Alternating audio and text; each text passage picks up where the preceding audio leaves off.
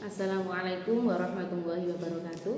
Bertemu lagi dengan Huria di Mapel Akidah Akhlak kelas 9. Bagaimana kabarnya anak-anak semuanya? Sehat meski tetap semangat mencari ilmu meskipun belajarnya lewat daring. Semoga kita besok satu minggu depan bisa bertatap muka secara langsung dengan Bapak Ibu guru yang ada di madrasah. Kita bisa berkomunikasi, berdiskusi secara bersama. Oke. Sebelum materi Buria sampaikan, terlebih dahulu kita berdoa dengan harapan supaya apa yang nanti Buria sampaikan bisa bermanfaat untuk kalian semuanya. Ala hadiniyah al-Fatihah.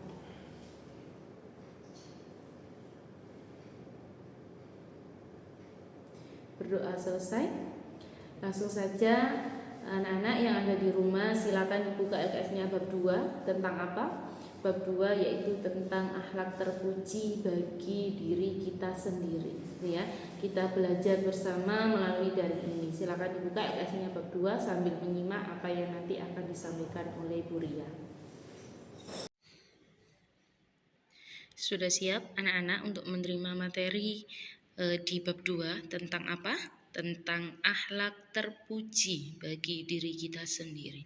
Kita kulas bersama apa sih akhlak terpuji itu, apa saja yang termasuk akhlak terpuji, dan apa saja contoh-contohnya. Silakan dibuka, dipahami di LKS-nya juga di bab 2. Apa sih akhlak terpuji itu? Apa saja yang termasuk akhlak terpuji? Kita kulas bersama. Akhlak terpuji. Apa yang kalian tahu tentang akhlak terpuji itu? Nih, akhlak terpuji adalah akhlak yang baik atau mulia yang dapat membentuk sikap dan tindakan yang baik sesuai dengan ajaran Allah serta tauladan Rasulnya. Nah, ini bisa sampean pahami bahwasanya akhlak terpuji itu akhlak yang baik. Poinnya di situ. Akhlak yang baik, bukan akhlak yang buruk. Kalau akhlak buruk nanti akan ada lagi akhlak tercela. Kalau akhlak terpuji yaitu akhlak yang baik. Apa aja sih macam-macamnya akhlak terpuji? Mungkin yang kalian tahu bahwasanya akhlak terpuji itu akhlak yang baik. Berarti contohnya saling menolong, saling membantu, saling berdiskusi dan sebagainya, jujur, adil, itu termasuk akhlak terpuji. Betul. Tapi di kelas 9 ini, di Mapel Akidah ini, kita akan membahas 4 poin ini. Apa akhlak terpujinya? Yaitu berilmu, kreatif, produktif, dan inovatif. Yang pertama, berilmu. Apa sih ilmu itu? Mungkin yang sampai pahami itu ilmu itu adalah saya ini sekolah untuk mencari ilmu. Mungkin kita kelas bersama. Berilmu, menurut bahasa, ilmu itu adalah pengetahuan atau kepandaian dalam sesuatu. Mungkin sampai yang disekolahkan sama orang tua tujuannya untuk mencari ilmu. Sedangkan ilmu menurut istilah itu adalah usaha yang dilakukan seseorang untuk mengetahui tentang sesuatu hal yang baik dan dapat mengetahui antara yang hak dan yang batil. Ini. Apalagi mungkin berilmu itu bisa dikatakan menghilangkan suatu kebodohan, gitu ya. Kita lihat pentingnya kita berilmu atau pentingnya kita mencari ilmu. Apa saja? Apa? Ilmu merupakan suatu hal yang penting yang dibutuhkan dalam kehidupan, terutama dalam konteks agama dari masyarakat. Ilmu memungkinkan seseorang untuk memahami dan menerapkan ajaran agama yang benar. Itu pentingnya ilmu. Sebelum masuk di menu Imam Al-Ghazali, bahwasanya pentingnya ilmu itu dalam Islam, pengetahuan tentang Al-Quran, hadis fikih dan akidah sangat penting untuk melaksanakan ibadah dan menjadi kehidupan sesuai dengan tuntunan Allah dan Rasulnya. Ilmu pengetahuan duniawi juga bisa membantu dalam sesuai dengan pengembangan teknologi dan inovasi yang bermanfaat bagi masyarakat. Jadi ilmu itu sangat penting bagi kita, bagi dirinya kita sendiri, bagi masyarakat lainnya.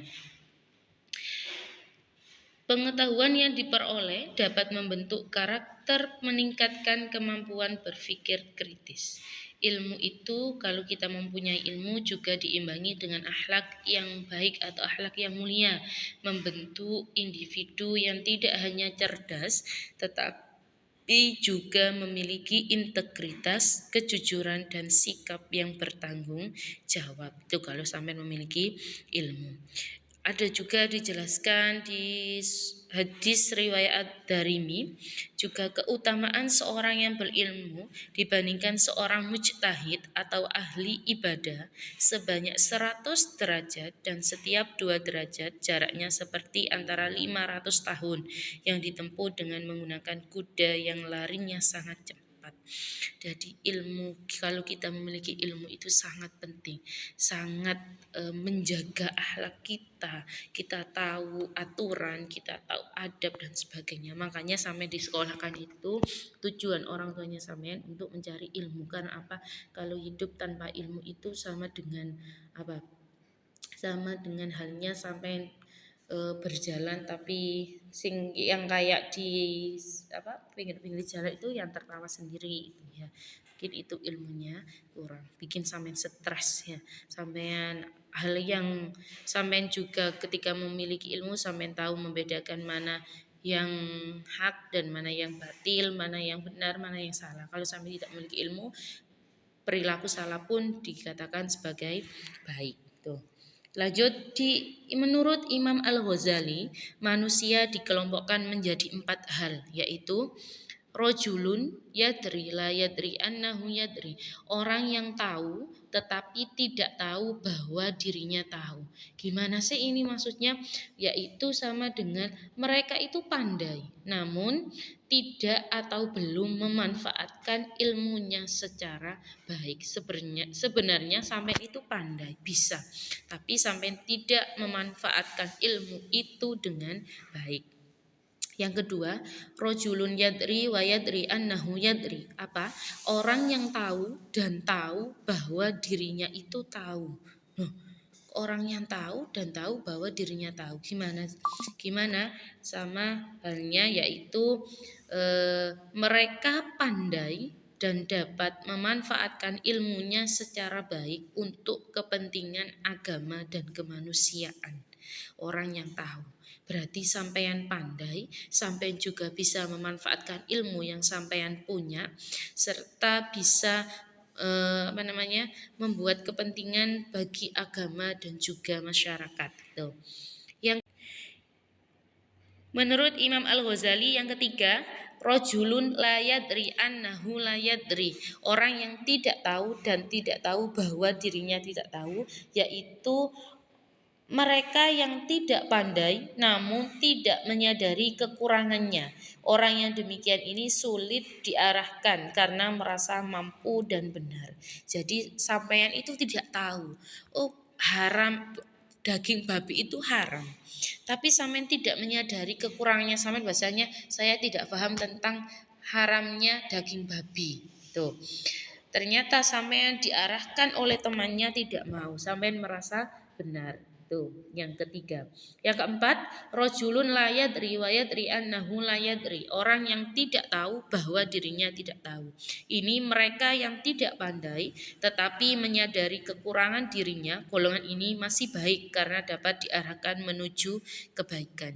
Jadi yang nomor 3 tadi sampean tidak pandai tapi tidak bisa diarahkan. Yang keempat ini sampean tidak tahu atau tidak pandai tapi sampean bisa diarahkan dalam suatu kebaikan.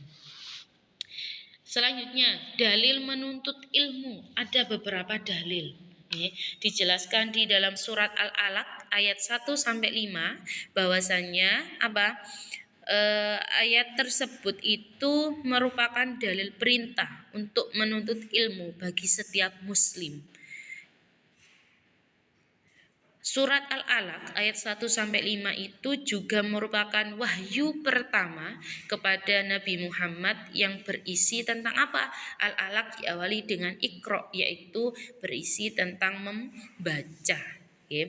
Jadi wahyu yang turun pertama kali yaitu surat Al-Alaq ayat 1 sampai 5. Yang kedua, dijelaskan dalam surat Al-Mujadalah ayat 11 yaitu menerangkan bahwa mengangkat derajat orang-orang yang memiliki ilmu sebagaimana dalam firman-Nya dalam surat Al-Mujadalah ayat 11. Jadi, kalau sampean memiliki ilmu yang baik, sampean kelola dengan baik, sampean insya Allah akan diangkat derajatnya sampean.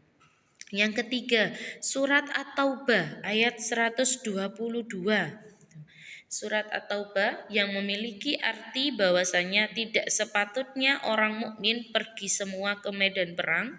Mengapa sebagian dari setiap golongan di antara mereka tidak pergi tinggal bersama Rasulullah. Ya. Untuk memperdalam pengetahuan agama mereka dan memberi peringatan kepada kaumnya apabila mereka telah kembali agar mereka dapat menjaga dirinya. Itu dalam surat At-Taubah ayat 122. Kalau sampai memiliki ilmu, sampai insya Allah bisa menjaga dirinya dengan baik. Adab. Ternyata menuntut ilmu itu ada adabnya. Makanya sampean ketika sekolah, berangkat ke sekolah, sampean harus juga memiliki adab. Apa adabnya? Meluruskan niat. Sampean tadi berangkat dari rumah niatnya apa? Kalau sampean hanya sekilas biar dapat uang saku, ya berarti niatnya sampean menuntut ilmu itu kosong, nol. Kalau sampean dari rumah tadi niatnya ingin menuntut ilmu, ingin belajar, ingin mengetahui hal yang sampean tidak tahu, agar sampean tahu, itu insya Allah mendapatkan pahala. Yang kedua apa? Berdoa kepada Allah supaya berkah ilmu yang didapat. Ya, jadi makanya sampean ketika mau belajar pasti setiap harinya membaca surat Yasin, surat Al-Insyirah dan sebagainya. Tujuannya apa? Agar ilmu yang sampean dapat di madrasah ini bisa berkah, bisa bermanfaat bagi sampean. Yang ketiga, sungguh-sungguh dalam belajar. Sampean harus memiliki keinginan sungguh-sungguh dalam menuntut ilmu. Karena apa? Menuntut ilmu itu sangat penting bagi kita semuanya. Yang keempat, haus akan ilmu pengetahuan. Jadi sampean jangan sampai merasa, "Wis aku ngerti, aku paham bahwasanya ini itu halal, ini haram." Bukan berhenti di situ. Harus sampean merasa haus akan ilmu. Kalau sampean haus itu kan berarti biasanya minum lah. Ini kalau haus akan ilmu, sampean ingin mencari ilmu dimanapun tempatnya dan lain sebagainya. Ada salah satunya menghormati guru, ya, tidak sombong karena banyak ilmu, menjauhkan diri dari dosa dan maksiat dan sebagainya. Yang selanjutnya yaitu membiasakan perilaku berilmu. Apa aja sih membiasakan perilaku berilmu? Tadi sudah memiliki adab, berarti harus perilakunya juga dirubah. Apa? Giat menghadiri majelis-majelis ilmu. Sampean di manapun pengajian atau di TPQ dan sebagainya, di madrasah ini juga termasuk majelis ilmu. Giat membaca buku-buku keilmuan. Sampean harus bisa gemar membaca buku keilmuan yang sampai tidak tahu. Oh, apa sih hukumnya ketika kita memakan barang orang lain yang tidak yang orang lain memakan barangnya orang lain tidak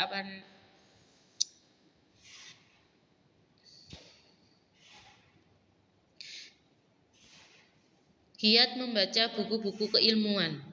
Sampean harus gemar membaca buku-buku keilmuan. Oh, apa sih hukumnya kalau misalkan saya memakan daging babi? Ternyata tapi saya tidak tahu. Kalau itu daging babi, gimana hukumnya? Itu sampean harus gemar membaca buku-buku keilmuan agar tidak terjadi suatu kesalahan. Bertanya jika belum mengetahui satu perkara. Sampean kalau tidak tahu, sampean tanya. Jangan merasa nggak aku ngerti bahwasanya iki kuwis halal. Barangkali itu termasuk ada yang kemasukan haram atau apapun itu. Yang keempat, mengerjakan tugas-tugas yang diberikan guru. Nah, ini bisa dicontoh perilakunya. Sampean ketika dikasih tugas oleh Bapak Ibu guru itu sampean kerjakan dengan baik ya. Apapun itu sampean kerjakan dengan baik. Yang biasanya tidak mengerjakan nunggu diobrai sama Bapak Ibu guru sekarang harus sudah dikerjakan secara langsung atau secara mandiri karena itu termasuk perilaku orang yang berilmu. Selanjutnya ada dampak positif. Apa sih dampak positifnya? Satu, mendapatkan derajat yang tinggi di sisi Allah.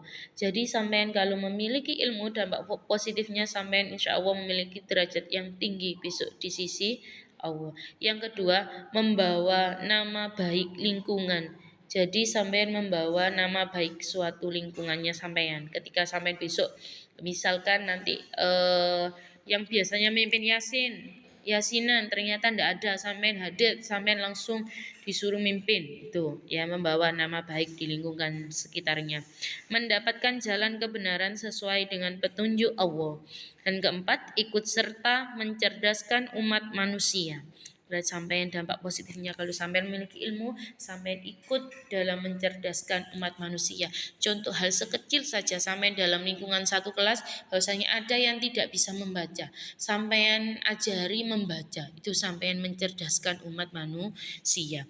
Amal ibadahnya sampean yang dilakukan itu mudah diterima di sisi Allah, gitu ya. Yang terakhir yaitu tentang keutamaan orang berilmu. Kalau ada dampak positif berarti ada keutamaan. Apa sih keutamaannya? Satu yaitu dapat mengetahui suatu kebenaran. Jadi sampean dapat mengetahui suatu kebenaran. Oh, iki benar. Gitu ya, bisa membedakan. Mendapatkan pahala yang sama dengan orang yang diajarkan. Kalau sampean satu huruf saja mengajarkan ke temannya satu huruf itu sampean bisa mendapatkan pahala sama. Kalau misalkan sampean si A mengajarkan satu huruf pada si B ternyata sudah bisa mengajarkan ke si C, sampean tetap mendapatkan pahala. Orang yang peka rasa takutnya pada Allah, bahwasanya kalau sampean punya ilmu, sampean mau melakukan dosa itu takut. Selalu ingat bahwasanya Allah itu selalu melihat. Amalan yang tidak akan pernah terputus dan lain-lain. Amalannya sampean insya Allah tidak akan pernah terputus selagi sampean bisa mengamalkan ilmunya. Rasulullah bersabda di dalam hadis yang artinya dari Ibnu Umar, ia berkata, aku mendengar Rasulullah bersabda, ketika aku tidur aku bermimpi diberi segelas susu, lalu aku meminumnya hingga aku melihat pemandangan yang bagus keluar dari kuku-kukuku. Kemudian aku berikan sisanya kepada sahabat muliaku Umar bin Khattab. Orang-orang bertanya, apa takwilnya wahai Rasulullah? Beliau menjawab, ilmu. Lah inilah saking pentingnya kita mencari ilmu. Tuntutlah ilmu walau sampai di negeri Cina, ada bahasa gitu ya. Bahwasanya itu sampean dimanapun, bukan hanya di wilayah Ketaigan, Tanggulangi, sampean bisa besok barangkali sampean mau menuntut ilmu ke Singapura, Australia dan sebagainya. Oke. Di sini ada soal. Buatlah pamflet tentang pentingnya ilmu. Dikasih nama kelas, dikumpulkan dalam bentuk foto di Google Drive. Nanti akan Buria kasih Google Drive-nya. Sampai itu nanti dikumpulkan di situ. Nanti kalau belum ada yang belum paham bisa menghubungi Buria secara langsung. Thank you. Terima kasih sudah mengikuti materi Buria. Itu tadi materi yang Buria sampaikan, semoga bermanfaat untuk kalian semuanya. Apabila nanti ada pertanyaan boleh langsung WA ke Buria. Untuk tugasnya nanti akan Buria kirim secara langsung melalui Bapak Ibu wali kelasnya sampai masing-masing. Kurang lebihnya Buria mohon maaf yang sebesar-besarnya. Akhiran, assalamualaikum warahmatullahi wabarakatuh.